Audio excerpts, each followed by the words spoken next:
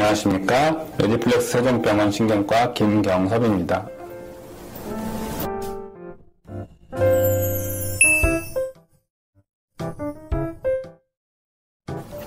신경과는 뇌와 척수를 포함하는 중추신경계와 뇌신경, 말초신경 및 근육이 포함되는 말초신경계에서 발생하는 모든 질환을 진단하고 치료하는 과입니다.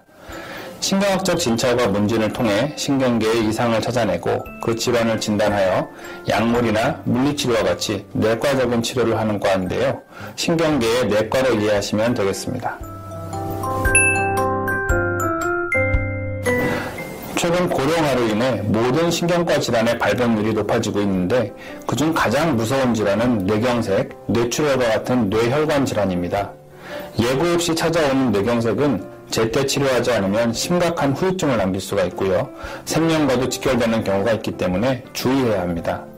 또한 치매, 파킨슨병과 같은 퇴행성 질환의 발병률도 함께 높아지고 있는데 이들병의 경우 조기에 치료를 시행하게 되면 병의 진행을 늦추거나 삶의 질을 개선할 수 있기 때문에 의심 증상이 있는 경우엔 반드시 전문의와 상의해야 합니다. 뇌졸중에서 가장 중요한 것은 시간입니다. 그래서 투기 치료가 가장 중요한데요. 혈관이 막히게 되면 뇌세포가 1초에 3에서 4만 개씩 죽어나가기 때문에 빠른 시간 내에 막힌 혈관을 재개통시켜주는 것이 무엇보다 중요합니다. 흔히 착각하시는 것이 손을 따거나 팔다리를 주무르거나 집에 있는 비상약을 복용하면서 상황을 지켜보시는 것인데요. 이런 조치는 환자의 증상을 호전시키지 못하고 때에 따라서는 환자의 상태를 악화시킬 수도 있습니다.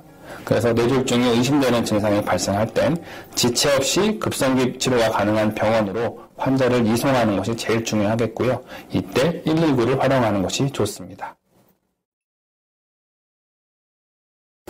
일반적으로 가장 흔히 접하는 증상은 한쪽 팔다리의 운동마비 혹은 감각마비, 안면마비, 그리고 어눌한 발음이나 언어장애입니다. 하지만 손상된 뇌가 어떤 역할을 하고 있었는지에 따라 그 증상은 다양하게 나타날 수 있고요. 뇌혈관 질환의 공통적이면서도 가장 중요한 특징은 증상이 갑자기 나타난다는 것입니다. 방금 전까지 이상이 없었는데 갑자기 이런 증상이 나타난다면 뇌혈관 질환을 가장 먼저 의심해야 합니다. 뇌혈관 질환을 예방하는 가장 중요한 방법은 여러분들도 모두 잘 알고 계시지만 실천이 쉽지 않은 것들이죠. 가장 먼저 금연입니다. 과거의 많은 연구들을 통해 담배와 심뇌혈관 질환, 암 발생 등의 연관성은 이미 이론의 여지가 없는 상태입니다. 그 밖에도 꾸준히 운동하시고 식사는 조금 싱겁게, 조금만 적게 드셔서 체중 조절을 해주시고 혈압이 너무 높아지지 않도록 해주시고 또 너무 기름진 음식은 피해주시기 바랍니다.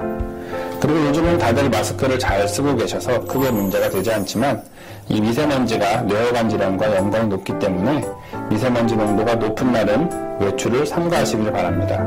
그리고 지나친 음주 역시 좋지 않습니다.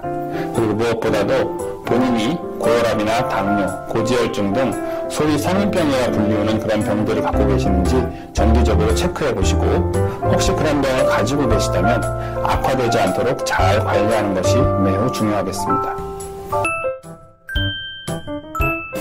어지럼증, 손발저림, 떨림 이런 증상들이 있다면 반드시 진찰을 통해서 그 정확한 원인을 밝혀야 합니다. 진료를 하다 보면 실제로 증상이 있음에도 병원 진료를 미뤄서 조기 치료를 놓치는 경우가 많고요. 이로 인해 질병이 만성화되기도 하기 때문에 어떠한 증상이 발생한다면 되도록 빨리 병원을 찾는 것이 좋습니다. 또한 환자분들의 병력, 복용하는 약물 등을 사전에 정리해 두었다가 주치의에게 전달해 주신다면 더욱더 효율적으로 진료를 볼 수 있겠습니다.